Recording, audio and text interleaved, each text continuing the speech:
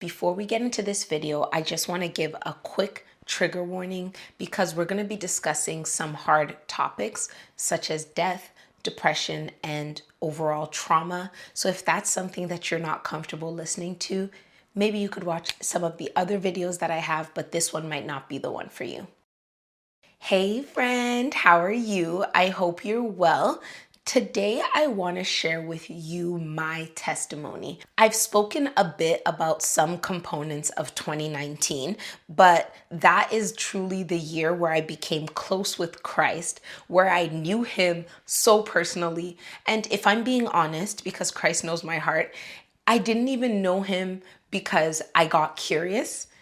I got desperate. I had no other choice. I felt isolated. I was sad. I was depressed. And the only thing that could get me through those moments was God's hand in my life, Christ, His sacrifices for me, and truly understanding who I was, not in the world, because in the world I wasn't proud of what I was and things didn't feel right, but through His word, through God's love. So I want to share my testimony with you all so that maybe if you're going through something similar, I can be a light, I can be an example of what can happen and how things can go from rock bottom to literally the life of your dreams. 2019 was the year that my life took a 180. Everything that I knew as normal flipped on its head. It started in January when my father passed away.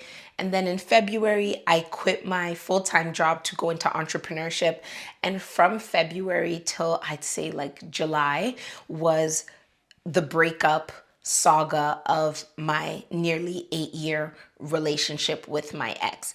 And when you look at all of these pieces, it's so difficult because it was like when it rains, it pours, and it was pouring so badly. I've never really spoken about my father's passing in detail, and I think I'm at a place now where I'm ready to have some discussions about it. So if there's anything you all would like to know or hear my journey on losing a parent and coping and grieving and delayed grieving, which is what I believe I experienced, please let me know in the comments below and I'd be happy to make a completely separate video about that. But in January, my father passed away, and at the time it was just extremely traumatic, right? I love my father deeply. My sister and I were the apple of our father's eye. There was nothing that he wouldn't do to sacrifice for us. There was nothing that he wouldn't give for us. He loved us so deeply. So to have this void in my life of losing my dad was already something extremely difficult to deal with, right? And prior to even losing my dad, in December of the year prior, so in December of 2018, I had told my dad and mom that, hey, I'm going to quit my job. I'm going to go into entrepreneurship and I am going to see what happens. I had given them a date. So that date that I said I was going to give him my 2 weeks notice was January 25th, 2019, because that was going to give me 2 weeks. And after that, I'd be done February 8th. And because I also had a baking business, I had planned it so that I could start baking and maybe make some money from Valentine's Day, because I was quitting without having a savings, which is something I've also talked about as well. So my father passes away and I'm rocked to my core. Our family is rocked to our core. And not only that, then I realized that I'm on bereavement now. And my bereavement literally ends on the day that I had told my parents a month and a half in advance was going to be my day to give in my 2 weeks notice. If that's not God, if that doesn't really align with the love and the care and the sacrifice my dad had for me, I don't know what is.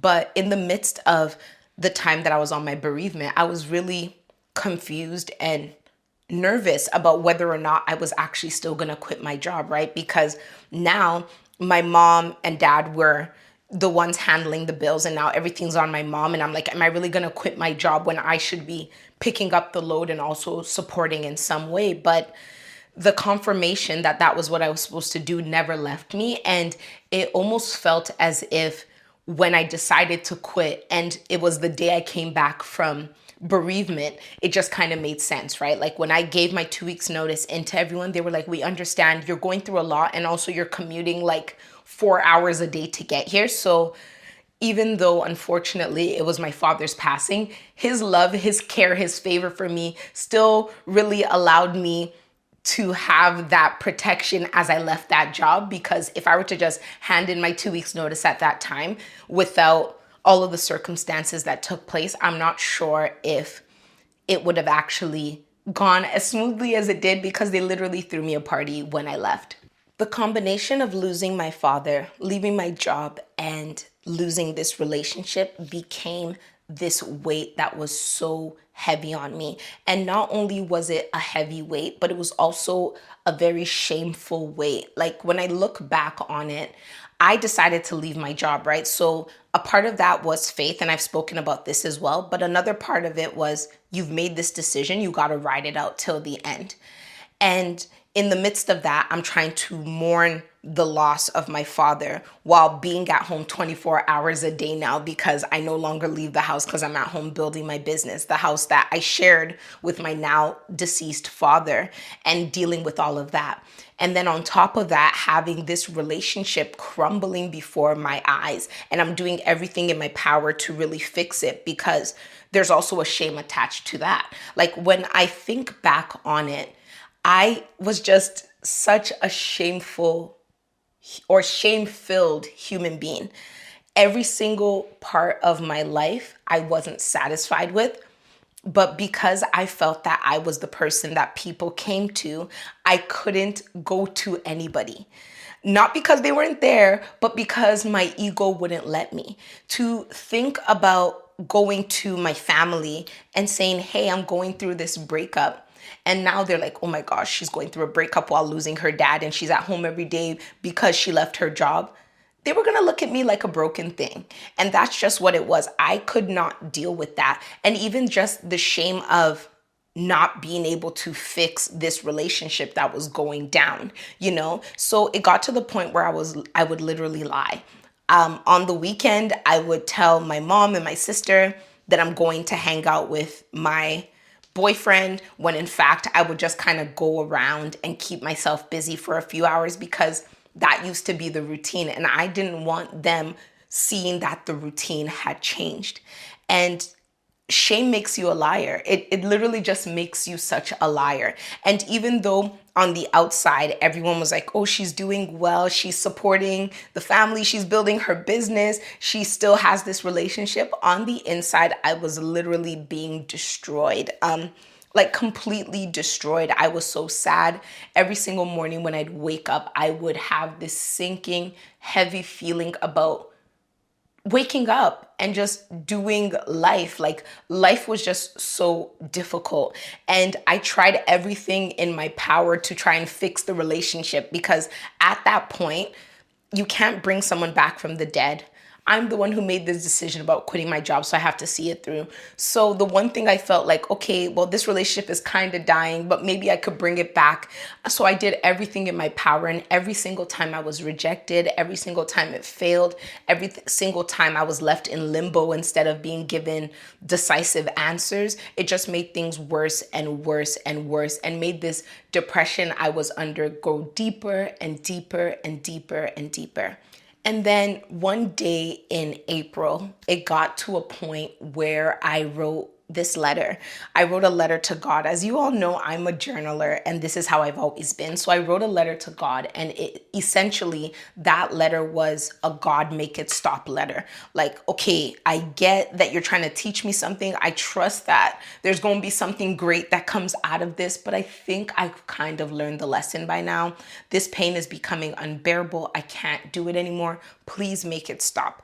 And in the middle of that moment of complete naked desperation, sadness, nothing left in me, I heard audibly in my head the statement that said, if you take all of the energy that you put into him and put it into yourself, I'll make you great. And I was like, what? Like my mind was blown, and I wrote it down on the piece of paper. I think I have it somewhere in the house, but I wrote it down and I was like, bet.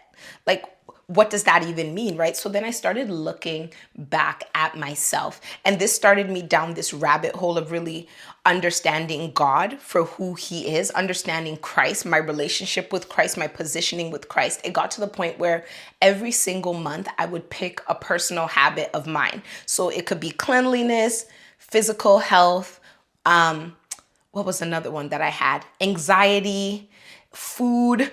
And I would focus on becoming the best version of myself in each of these places, backed by tangible action and also biblical principle. I would just read the Bible and just pray. I would fast every single week, because when I looked at what that statement meant, right? If you put the energy that you put into him, I had to actually ask myself, like, what was the energy that I had put into this relationship? And the energy that I had put was every single ounce of myself at the expense of myself. There was nothing I wouldn't do in this relationship. There was nothing I wouldn't sacrifice for this person. Is it praying? Is it fasting?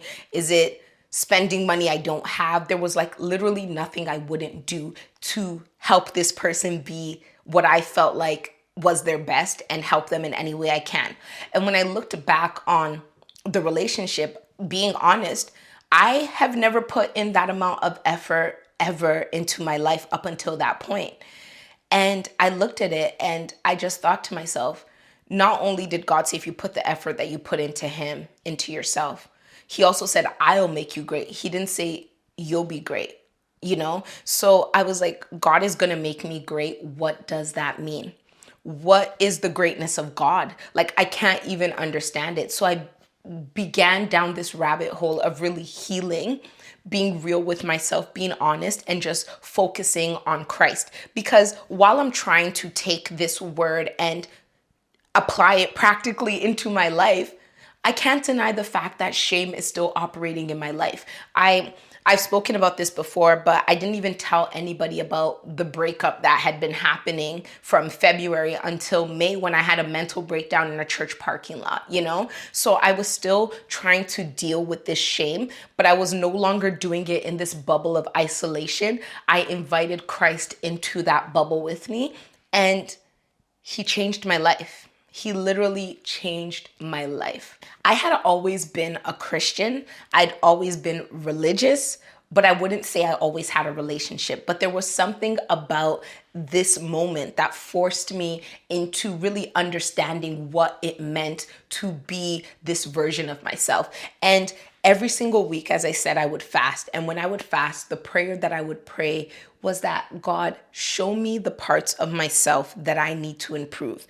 And the way that it happened was so interesting because, well, let me give it an analogy. I'd say, like, you know, when you're boiling like meat or something like that, and the scum starts to rise to the top, and then when it rises to the top, you can scrape it off. I feel like that was what was happening on the inside of me, where I had to be put into this difficult situation for me to be boiled up, to be on fire for Christ, so that he can pull these things out of me, bring them to my attention at a point where I was mentally prepared and open to like skim them off the top. So God really worked through me. He worked on me in so many different ways. One of the things he really worked on was like anger and rage. You know, I didn't even necessarily think I was a very angry person, because I wouldn't say that I was outwardly angry, but I do know that I would always hold in these feelings. You know, I would hold in these feelings of anger and frustration for people.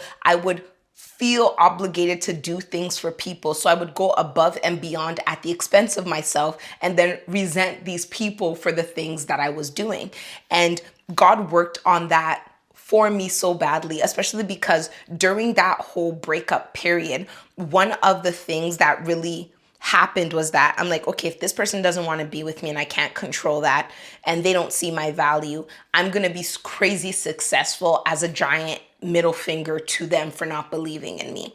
And this became my fuel for a little season. I'm not even going to lie, because like the depression, the sadness, the mourning, everything I was going through, I couldn't get out of that without an equally strong and opposite emotion and rage vim, fire, and brimstone were that emotion for me, but it got to a place where these things are not sustainable. Like, I don't want to feel like I hate somebody. I don't want to be angry. And God brought it up. Like, there would be times where I would be praying and fasting, and I would get a memory from like maybe 4 or 5 years prior of something that someone had did to me that was very hurtful, that I thought I had forgotten.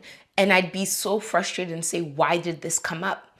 And it would come up for me to get the opportunity to forgive that person and let it go, so that I'm no longer harboring these ill feelings, because where God wanted to take me to, the places where he would make me great, I can't take these negative weights with me. They're going to slow me down. They're going to hold me back.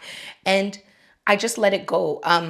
I've spoken a lot here as well about forgiveness and the importance of that. And I'll link some videos in the show notes for you as well on forgiveness. But this is really where it all started for me. And when I looked back on 2019 at the end of that year, and looked back on everything from the moment my dad passed until the moment that I wrote that letter, and then everything after that, the difference was remarkable. It was peaceful. I don't know how else to say it, like I was still going through the mourning. I was still sad. I was still heartbroken, but it was like I wasn't going through it by myself anymore. And not only was I not going through it by myself, I understood and held on to the promises that God had already made to me before I was even formed in my mother's womb, because he's known me that long. And because of that faith and holding on to his word, I was able to be so much better, like to become this version of myself. Like, I keep saying this version of myself, and because I only started doing YouTube and everything since I've been this person, but like the calmness I have, the wisdom, like when people say, oh, the way you're able to speak and express and do all of these things, I wasn't like this before. Like, I had semblances of it, right? Because your gifts are always in you, but the way that these gifts have been magnified, the way that there's this confidence behind it, the way that there's this favor behind it, it's God. Like, I'm not going to say it's anything else. And that's why it was so important for me to not continue making any more videos until I made this testimony video, because honor to who honor is due, essentially. Honor to who honor is due. I don't want to ever be here and have anyone just think that, oh, she is just so spectacular. Oh, she's just so great. She's always been like this. Yes, I've had dreams and all of these great things, but it's truly the hand of God. And God said he was going to make me great. And I think we're just getting started, to be very honest, because God's greatness, the nations that he made great, the people that he made great did exploits. And in my humble opinion, I don't think I've started even doing exploits yet, but I needed to just really share this testimony with you all. I know that I speak about Christ in my videos every so often. It kind of jumps in and jumps out, like I talk about God, but I think it's time for me to be extremely unapologetic about that, because I can't take the blessings of somebody's hand and use them to be great without acknowledging the hand in which I received them from. So that is what I'm doing with this video. And yeah, this is my testimony. This is just the beginning of it, because this is all that happened in 2019, but into 2020, 2021, all the way down to where we are now, there were so many other versions of how this continued and continues to unfold and manifest. But I think really the baseline foundation of it was that moment where God just let me know that take that vim and love yourself like that, and see what I can do for you, instead of depending on people or thinking that people are going to do things for you. Because I think that's where I really was. I was at a place where I was dependent on that past relationship, and then also coupling that with the loss of my dad. One of the hardest things to really fathom for me was the fact that my dad was not going to meet my future husband, because I thought that the person I was with was my husband, and my father adored him, like literally loved this man like his son. So I was like, this is great, when we get married, like I'll know that my dad knew you, so we can talk about we can talk about him to my children and you'll have a relationship with him. And when that reality was ripped from me, it just brought on this sense of complete hopelessness that spiraled me all the way down. But God, God was really just there for me. And now I look at that, and yes, it's something that will always be painful to not have my father at the milestones within my life, seeing the fruits of the labor that he literally worked his whole life to create. But at the same time, I'm my father's fruit, right? Like the life that I'm living is a testament. My personality, my work ethic is a testament to my mom and my dad, the work that they put in, the love that they had for me. So it's not wasted, and a place of questioning God is no longer where I am because I trust him so much.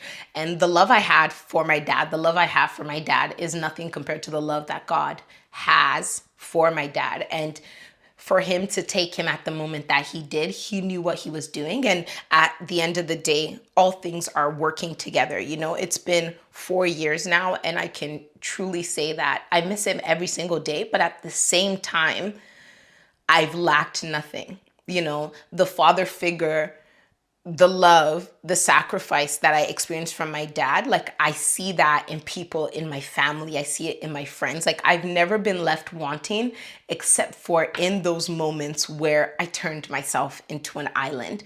And that's not fun. Like it's not where you want to be. It's not that place. And I'm really grateful to God for the fact that he pulled me out of that and got me to the place that I am now, where I can use these difficult stories of my life to inspire other women, to help people who may be somewhere in the middle trying to get to the end, because I know what it's like. I don't want to ever sit here and pump smoke, to the point where I'm like, do this, do that, take this advice, trust me. Like, I don't want to speak on anything I don't know. And I don't want people to look at me and think I've just always been this way, because that's not the truth. And that's also not inspiring, right? If somebody's telling you this is how you get over a situation, but it's a situation that they've never been under, it can be very hard to trust the validity of what they're saying. So I just want to share with you all myself, the rawest version of myself, how I got to this place, how God helped me recreate myself into this version that I love so much that I don't play about, and really helped me turn rock bottom into this life of my dream that continues to unfold. I want to thank you all so much for listening to my testimony, and I want you to subscribe if you love it, like if you like it, and share this with a friend if you think that it would be helpful to them. And I also want you to continue being kind to yourself, because you're a work in progress and you're making progress. And I'll talk to you again soon. Bye.